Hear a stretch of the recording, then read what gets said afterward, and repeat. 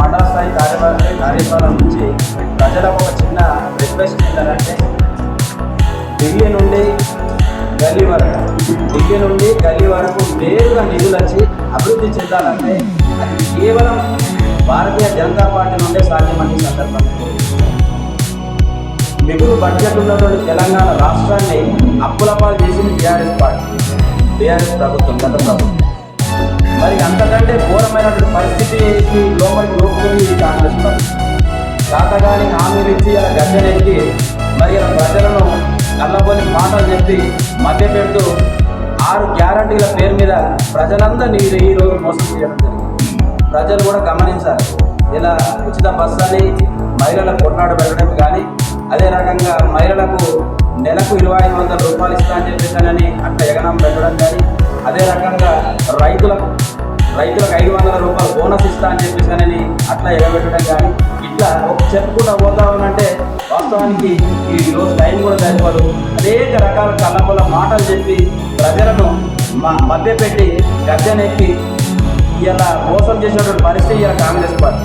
మరి అదేవిధంగా నరేంద్ర మోడీ గారు గడిచిన ఈ 6-7 సంవత్సరాల నుంచి కూడా ఉచిత రేషన్ బియ్యంలో కానీ, మరి అదేవిధంగా రైతులకు మోడీ గారి డబ్బులే కానీ, అదేవిధంగా అన్ని రకాల సంక్షేమ పథకాలు గ్రామాలలో చూస్తూ ఉంటే సీసీ రోడ్లు కానీ, డ్రైనేజీలు కానీ, శ్మశాన వాటికలు కానీ అనేక సంక్షేమ పథకాలు చేసేలా నరేంద్ర మోడీ గారు దేశానికి ఎంత కష్టం వచ్చినా కూడా ఆ కష్టాన్ని కూడా ఆయన తీర్చుకుంటూ సంక్షేమ పథకాలను ఎక్కడ ఆపకుండా కూడా ఇలా కేవలం నరేంద్ర మోడీ గారు చేస్తున్నటువంటి పరిస్థితి.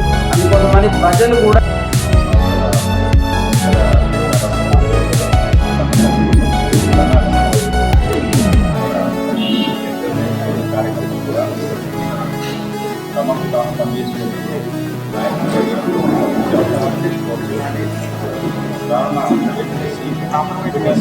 ఎన్నికల్లో విజయకేంద్రం విదేశీ మెజార్టీ స్థానాలు ఇచ్చి టీడీ మరియు జెడ్పీటీసీ స్థానాల్లో అత్యధిక మెజార్టీతో గెలుస్తామని కార్యకర్తలందరికీ గ్రామాలలో సర్పంచ్ మరియు వార్డు వర్గంలో కూడా గెలవాలని చేయడం జరిగింది. అట్లాగే రాగల జిల్లా పార్టీ మండల కార్యకర్తల సమావేశాలు ఏర్పాటు చేసుకోవడం జరిగింది. రానున్న స్థానిక సంస్థల ఎన్నికలను గెలిపే లక్ష్యంగా ప్రతి కార్యకర్త కూడా కృషి చేయాలని, ప్రతి నాయకుడు ఎదగాలని దిశానిర్దేశం చేయడం జరిగింది. కేంద్ర ప్రభుత్వం ప్రవేశపెట్టినటువంటి ప్రతి పథకాన్ని కూడా మన ప్రజల్లోకి తీసుకుని మనం నాయకుడిగా ఎదగాలని పార్టీ మేరకు ఈరోజు ఈ సమావేశాన్ని ఏర్పాటు చేసుకోవడం జరిగింది.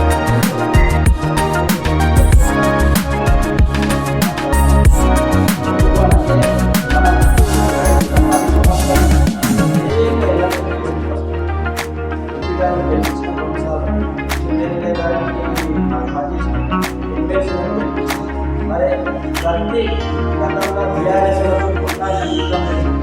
తర్వాత ఇప్పుడు కాంగ్రెస్ కొట్లాడే క్రమంలో ఆయన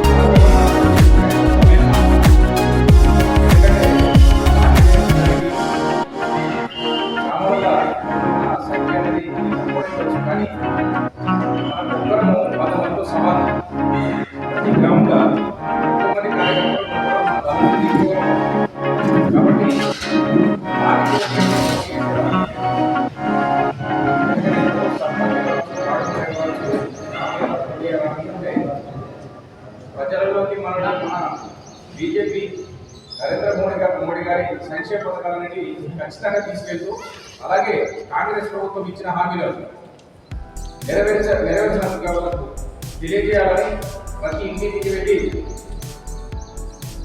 అందరికీ ప్రజలందరికీ దగ్గరగా ఉండి ఇప్పుడు ఉన్న ఒక 3 నెలలు మనం ఖచ్చితంగా పనిచేస్తే మనం ఖచ్చితంగా వాటర్ మెంబర్ కావచ్చు, సర్పంచ్ కావచ్చు, డెప్యూటీసీ కావచ్చు, ఎంపీటీసీ కావచ్చు. మొన్న ఒక సందర్భంలో పరిస్థితి గారి దగ్గరికి వెళ్ళిన సందర్భంలో ఏమన్నా అంటే ఏదైతే గౌరవంగా కార్యకర్తలు జోరుగా ఇస్తే మనం మాట్లాడాం. ఎందుకని అట్లా అంటున్నారంటే ఏదైతే పనిచేస్తుంది కాదు కదా మీకు సరే ఖచ్చితంగా ఎంపీటీసీ 13 ఎంపీటీసీ కానీ మెజార్టీ ఎంపీటీ స్థానం తీసుకుంటామన్నా ఎంపీటీసీ పథకాలను కూడా ప్రజలందరికీ తెలియజేయండి. మీరు నాయకులుగా ఎదుగుతారని ఆశిస్తూ నేను మీ అందరికీ ధన్యవాదాలు తెలియజేస్తాను. గంగులగూడ మండల శాఖ అధ్యక్షులు కోడే రమేష్ గారు మాట్లాడుతూ స్థానిక ఎన్నికలకు సంబంధించినటువంటి కార్యశాల నిర్వహించడం జరుగుతుంది. మరి స్థానిక ఎన్నికలు అంటే మన జీవితాలు సెట్ చేసుకున్నటువంటి ఈ ఎన్నికలు మన నేను మన తెలంగాణ రాజకీయ వ్యవస్థలోనే బీజేపీ కార్యకర్తలకు ఈ అవకాశానికి మనం అందరం ఏంటంటే యుద్ధానికి తప్పే ఉన్నతమైన సైనికులాగా ఇంతమంది హ్యాపీగా వచ్చారు. మీ అందరికీ అభినందనలు. మరి రాబోయే ఎలక్షన్లలో మన పార్టీ కంటూ ఒక విధానం, ఆ పార్టీ యొక్క సిద్ధాంతం వీటన్నిటి కట్టుబడి మన నాయకత్వం పనిచేయాలి.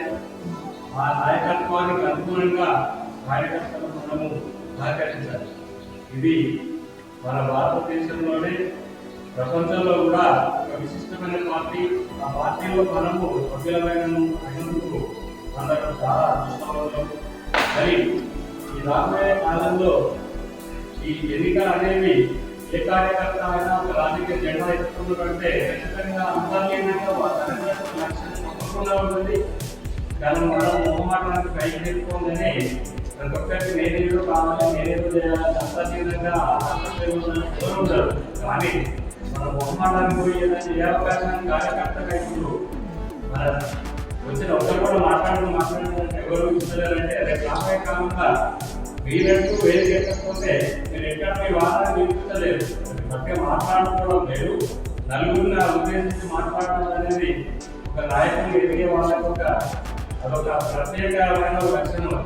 మనం దయచేసి మీకు ఎవరేమనుకోరు, ఎవరు పర్ఫెక్ట్ ఉందని ఎవరైనా కోరవచ్చు, కరెక్ట్ మాట్లాడవచ్చు, తప్పు మాట్లాడవచ్చు, ఎవరైనా మాట్లాడవచ్చు. సమయం అనుకోని మనం మాట్లాడే ప్రయత్నం చేసేలాగా ప్రతి ఒక్క కార్యకర్త నాయకుడిగా ఎదగాలని కోరుకుంటూ ఉంటాను. కాబట్టి దయచేసి ఈ అవకాశాన్ని ఈరోజు మన నాయకత్వం కూడా ఒక్కొక్క కార్యకర్తను ఒక నాయకుడిని తయారు చేస్తేనే మన ఊళ్ళలో మన ప్రాతినిధ్యం అనేది బలంగా అవుతుంది.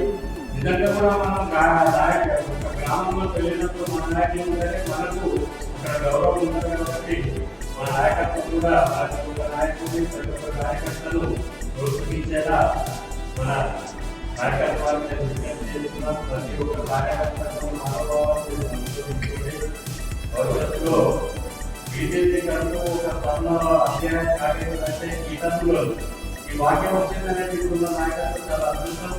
నిజంగా కూడా ఎన్నో చూస్తున్నాం. కానీ ఇప్పుడు రోజు మన కార్యకర్తలు చైతన్యం పెరిగింది. ఆ చైతన్యానికి అనుగుణంగా నేను అందిపుచ్చుకొని మన యొక్క ఈ అవకాశాన్ని అందరం అనుకొని ఒక మన తెలంగాణ రాష్ట్రంలో కాషాయంకు ఒక భాషాన్ని చేసే అవకాశం ఒకటే. ఈ అవకాశాన్ని మనం వ్యక్తిగతంగా కానీ మనకున్న కొన్ని నిర్లక్ష్య గౌరవంతో కానీ కార్యకర్తలను ప్రోత్సహించడం అనేది కానీ ఈ అవకాశం వ్యక్తిగతంగా కూడా నష్టపోయే అవకాశాలు. అయితే ఇప్పుడు చిన్న కథ చెప్తాను. సత్యంగా ఒక ఊళ్ళో ఆయన చెట్టు పెట్టుకుంటాడు. చెట్టు పెట్టి ఒక చిన్న మొక్క నాటి దాన్ని అపూర్వంగా పెంచుతాడు. పెంచి దానికి రోజు నీళ్ళు పోతాడు, ఏది లేకపోయేకుండా ఏం లేకుండా కాపాడుతాడు. అట్లా కాపాడి ఆ మొక్క చాలా ఒక చెట్టుగా మారి అది కాయలు కాస్తుంది, పండుతుంది, మళ్ళీ నీడనిస్తుంది. ఆ నీడ కనుక్కున్న బంధువులతో స్నేహితులతో అలా తీసుకున్న తర్వాత కొద్ది కాలానికి ఏంటంటే అక్కడ చలికాలం వస్తుంది. చలికాలం వచ్చినాక ఏంటంటే అక్కడ ఏం జరుగుతుందంటే చికాకు కొమ్మలు కొట్టేసిన మంచిగా ఉంటాయి అని చెప్పి మనం కొన్ని కొమ్మలు కొట్టేయడం వల్ల ఏం జరుగుతుంది ఆలోపు చలికాలంలో కూడా వెంటనే వెంటనే బయటకు వస్తాయి రావు అవి కారణంలో నూనెలో పడతాయి రావడానికి మన నీడైతే పరిస్థితి రావాలంటే అది కొంచెం ఇబ్బంది పరిస్థితి అవుతుంది ఆలోపు ఎండాకాలం వరకు ఈత తీసుకెళ్ళి జరుగుతూ ఉంటాయి కాబట్టి మన పార్టీ కూడా ఎవరైనా నాయకత్వం అనేది ఖచ్చితంగా ఆ ప్రతి బొమ్మను కాపాడుకోవాలి వేదను కాపాడుకోవాలి ఆకులు కాపాడుకోవాలి అన్ని కాపాడుకుంటేనే గీడనిస్తుంది ఒకవేళ మనం పోయినా కానీ చెట్టు ఎదిగిన చెట్టు అనేది ఉపయోగించాలంటే చెట్టు పెట్టడం కొన్ని వాళ్ళ కష్టాలు ఉండాలి కాబట్టి మన అందరము మన పార్టీని ప్రపంచంలో చెట్ల పార్టీ నాకు నాయకత్వం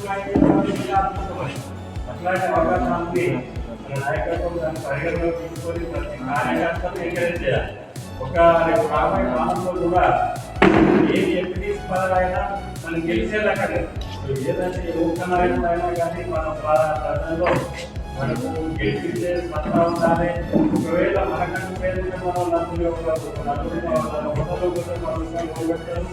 ఉన్నోడు పెడతాం లేని అయినా మనం సాగిస్తూ పోతాం కాబట్టి అట్లే రేపు రాబోయే ఎలక్షన్ కూడా ప్రతి కార్యకర్తలు మన నాయకులు మన ఒక కుటుంబ సభ్యులాగా మంచి నాయకులను టికెట్ ఇచ్చి మనం ఖచ్చితంగా మన